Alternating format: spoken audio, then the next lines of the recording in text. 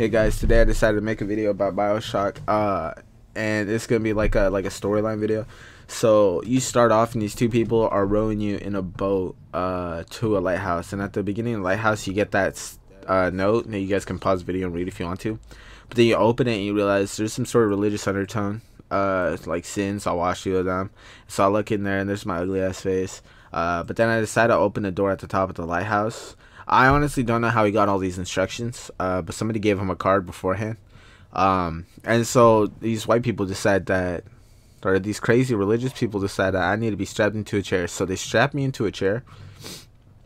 And basically all of this is being done just so that I can go into the town of Columbia, the city of Columbia. I don't know.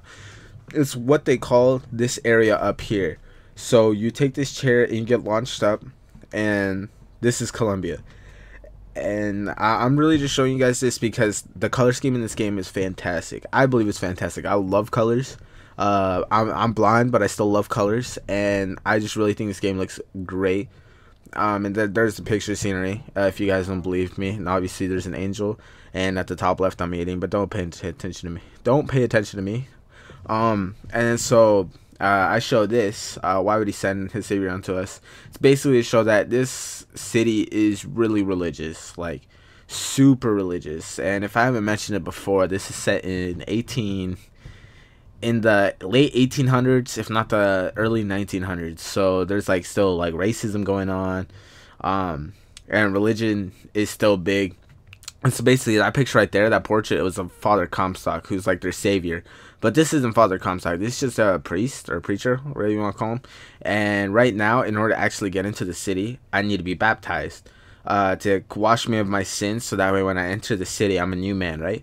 So he dunks my head in, but he thinks I'm dirty because, you know, he sees I'm a Mexican. So he's like, I'm going to dunk him again. But it wasn't necessary. I already told him that it wasn't necessary, but he dunked me again. And he dunks me so long that I pass out. And so in this room, this is actually the main character's room before he left for the lighthouse. But then he opens his door and he ends up at this, like, some sort of dream where New York is being is under attack, right? And so you go back to the main storyline. He finally wakes up and you get this telegram that says, do it, stop, do not alert Comstock to your presence, stop, whatever you do, do not pick number 77, stop, Lutece. So obviously you learn that Lutece's favorite word is stop because he says it 3 times. But you also learn that you do not need to pick number 77, and somebody's trying to tell you what to do, but you're not going to listen to them because you're a little punk ass bitch. So this lady gives you a drink, and this is actually, these are vigors. So these are given to you, they give you special powers, and they're really helpful. But I never actually used any of them because I like to just shoot people up. But if you actually use them, you'd probably be really good. I only played this game on medium, but you'd probably beat this game on harder difficulty. So now I'm in the search of a girl. If you read the note earlier, it said that I needed to find a girl. So I'm in a search for a girl, but I ended up at a lottery. Chose the ball number 77. And of course, the winner is number 77, right? So what is my prize, you guys are wondering? My prize is that I get to throw a baseball at 2 people that love each other. Now the problem is the 2 people that love each other is a black lady and a white man. And obviously since white people are white people, they do not like this. So they do not like that I don't even know what the word is, but they don't like it when black people love white people. So I get to throw my baseball at them. I choose to throw at the guy who's telling me to hit them, and they have a problem. So they stop me. Call me the false shepherd. I distract them with a baseball because, you know, Americans' favorite pastime is baseball. And then I shove this guy's head into the blade. So I get this blade, and that's when I really get my first weapons. Now this, the health infusion, the shield infusion, and the soul infusion, each of those, you find those in the game, and you use them to upgrade like your base stats practically. So this is, after a while, you actually get to the girl. This is what she looks like, and she really wants you to read, right? So she throws a lot of books at you because she thinks you're stupid. But Elizabeth's actually really helpful, and this is me trying to escape her tower with her, and we end up falling because they decide that it's better to kill both of us than just try to kill me and leave her. So I'm back in the room, but then I'm not back in the room because I actually woke up this time. and literally you just see me scattering around. And the funny thing is, if you listen to the people, you'll hear them say a bunch of weird stuff, like either about you or about each other. So that guy was talking to his girl about how he loves her, and the girl's like, I ain't having any of your bullshit, you cheating on me, which is really funny. And like, even I just show all this shit, like the scenery. It's really weird. Like, it's all religious. They all believe in this one guy, Father Comstock. He's the prophet, and it's honestly really creepy. And the girl Elizabeth doesn't like it, but I don't like it either. So I want to leave, but you know, I have to loot. And okay, those people right there, those two people right there, are actually the lootesses, and they come up a lot in this game. And they always give you options or something like that. Yeah, they always give you options practically. And so I choose to go with the bird instead of the cage. And what I'm doing right now is getting gear. And you can actually just restart the game or reset to the last checkpoint just to get gear until you get the gear that you want. And so now, if you go this, like, I think a quarter through the game, this person is asking if this person is Annabelle. But the girl's name is clearly Elizabeth. And you realize later that she's part of a convoy set to stop this girl from escaping. I still don't know why she thinks her name is Annabelle and not Elizabeth. But I end up killing all of them. And, where are you? Okay, yes. So now, if you see at the bottom, you see Slate is talking. And basically, Slate and the main character were friends in war. And he wants you to kill his men because he wants them to have a hero's death. And I just want that drink that's next to his lap that's glowing. But he wants me to kill him too because he'd rather die at the hands of a human than at the hands of a robot. And this city, Columbia, is going towards like robot armies. And he didn't want that, right? So I decided to spare him. And you have the choice to kill him or spare him. It really doesn't change anything at all in the story. But then I have to drink the shock jockey. And it's important because you need it to get to the next location in the story, which I don't even remember what you do at that location. It's to get to the airship. So you're doing all of this to get to an airship, yeah, which is right here. You do all this to get the shock jockey to get to an airship, and since I'm trying to repay my debt, I'm trying to go to New York, but she wants to go to Paris and she doesn't like that, so she hits me in the face. And then when I finally wake up, this lady, who is, since she's black, she's like being hated on. She's part of the revolution. She throws me off the airship, and after a while, I end up almost falling to my death. But then Elizabeth, even though she's mad at me, still ends up saving me because she understands that I am her only way she's ever going to actually be able to get to Paris. So right here, you see her, and I'm like, dude, I'm slipping, no. And then Elizabeth's like, no, dude, don't follow me. What are you doing? And I'm like, yo, come back. I can get the airship back. And then Elizabeth's like, you can get us to wherever, Paris, Paris. And then basically what my deal was is I get that black lady all of her weapons, and she will give me the airship back. And so basically Elizabeth wants to go to Paris so bad that she agrees to this, so she lets me in. And so I go to the weapon shop, and it turns out that the owner has been taken, right? And so he's been taken, and we find out that he's actually dead, which is unfortunate, but I guess that's how the cookie crumbles. So Elizabeth shows me her powers, and sees is like, yo, I can open up to an alternate universe, and those will be tests again. And in this alternate universe, the Asian man Chen Lin actually is married to a white woman instead of an Asian woman. And so we're wondering, like, what do these tears that Elizabeth is opening up actually do? So we go back to get this guy's tools because they got taken in the alternate universe, and they end up dead in this other alternate universe. It's really just confusing. There's a lot of alternate universe, but it all makes sense at the end. So basically the black lady kills one of the more important people, and because we're in third alternate universe, in this alternate universe we are presumed dead, so she thinks that we're imposters, we can't be alive, and I basically died a martyr in the other alternate universes. So she believes I'm not the real one, and she's about to kill this little white boy because she hates white people. Like, her hatred has been built up so much that she just dislikes white people. And then I sneak Elizabeth in there, and I get her, Daisy Fitzroy, stabbed. I saved the little white kid because that's what we do. We finally get the airship, and because Elizabeth killed somebody, she doesn't like herself as her previous self, so she cuts her hair. And Comstock, the prophet, set up this bird to the one that just flew by to stop her from ever leaving. So the bird crashes us, and we end up again once with the Lutesses. They're right here, telling us that the piano is actually how you signal the bird. They give us a note, and basically right now we're at the footsteps of the Comstock house. It is actually so confusing. Like, now I'm looking back at it, it's so confusing. But basically, we're trying to get into Comstock's house, but we can't because we don't have the fingerprints to get in. So we decided, let's take Comstock's wife to try to get into the house. She turns into a ghost and starts raising the dead. And then we kill her.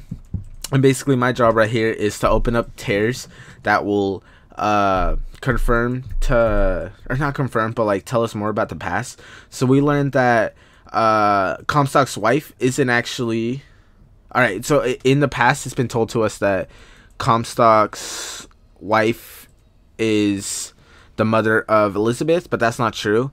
It all turns out that Comstock's wife wasn't the mother. Comstock's wife thinks Lutece's the Lutece lady is the mother, but she's not the mother either. And so you're wondering, like, who's the mother of Elizabeth? And that'll be answered in a little bit, but basically it's just like Father Comstock had, what's her name, imprisoned for so long, and they thought she was his child, but that's not the case. So you end up getting sent into another alternate universe with robots in the future, and dude, this is so hard. This is so hard. It'll all make sense in the end, but this is so hard to explain in like 20 minutes. So basically what we learned is that the songbird was sending me into so many alternate universes, or like to stop me from actually getting to Elizabeth. And I never aged, but she did. And it gets to the point where she sends me back in time to actually help her and stop her from any of this happening. Holy shit.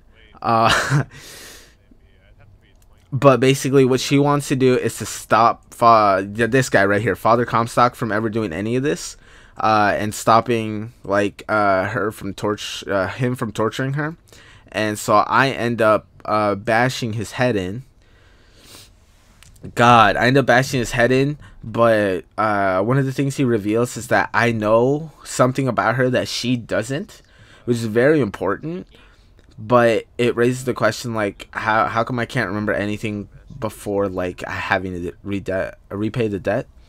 And so we decide to destroy the tower that she was being held in using the songbird. And now Elizabeth becomes, I think it's omnipotent. So she's all-knowing, and she's all-powerful now. So she's like a god. And so now she's opens up another tear, which saves us and kills the bird in the process. But it turns out we are actually in the Bioshock 1 and 2 like area. If you've ever played Bioshock 1 and 2, this is what it looks like. It's underwater. You travel using these little things. And Footlight Theater, I think, is in Bioshock 1. I'm not 100% sure, though. But it seems really it seems important. So you end up at another lighthouse. You open the door, and you figure out that there are over 1 million, okay, not 1 million, but there's like limitless lighthouses, right? So you open another door in one of those, like one of the two that she gives you, and then you can see yourself at the close right and at the far back left of the screen. And so you open that another lighthouse, and you end up right here, next to a preacher, and he's asking me if I want to be baptized again. This is after the war. Like I said, me and Slate were like war companions, and this is after the war. And this guy's asking me if I want to be baptized again, clear me of my sins. So I was originally gonna ask for it, but then I ended up saying, "Stop it! I don't want this like baptism, right?" And then I come back into the future again, and Elizabeth's asking me like, "You didn't get the baptism, right?" So we end up walking to the top of the hill, opening that door again, and I'm back at my room. I have to repay the debts. The person who's asking for the debts is at the front of the door, who's actually Robert Lutece. And it turns out that this time there is a baby. So I do end up repaying the debts. Right here, I grab the baby and I pay the debts with the baby, which doesn't make sense because at the beginning of the game I was asked to get the girl back as a repayment. But right here, bring us the girl, repay your debts. So now she brings me to another lighthouse, another opportunity. I open the door and I find out that Robert Lutece is working with the other Lutece in another universe. Both of the one's a woman and one's a man, and that's Father Comstock. He has the baby, and he's like taking my baby. So we find out that that baby's actually mine. Her name's Anna, not Elizabeth, which brings you back to Annabelle. And in the process, the baby gets her finger cut off, and I guess I forgot all of this. And so I come back and oh my god, Elizabeth is taking me to another lighthouse. She asked me if I'm sure I want to do this for the last time. And I say I have to. It's the only way to like actually make sure nothing ever happens to you. So we're back here at the water. The preacher is asking me if I want to get baptized. And I don't want to get baptized as you saw in the other one. But in an alternate universe, I do get baptized. And it's shown that hold on. It's shown that yes, I do end up getting baptized and I come back as Comstock. So in order for all this to end, I have to die. And like I said, smother him in the crib. And they're like, smother, smother, smother. So basically these three people end up smothering me to death. And it's just so weird because you learn that the main character is also the antagonist. And in order for any of this to not happen, I must die before I take the baptism. And it's just like, I don't know. It was so trippy. And when I played this for the first time, I thought to myself, like, geez, this is a roller coaster of emotion. Like, you get attached to the girl because she's actually so helpful. You get attached to the girl, but then you figure out that you're also her main cause of pain.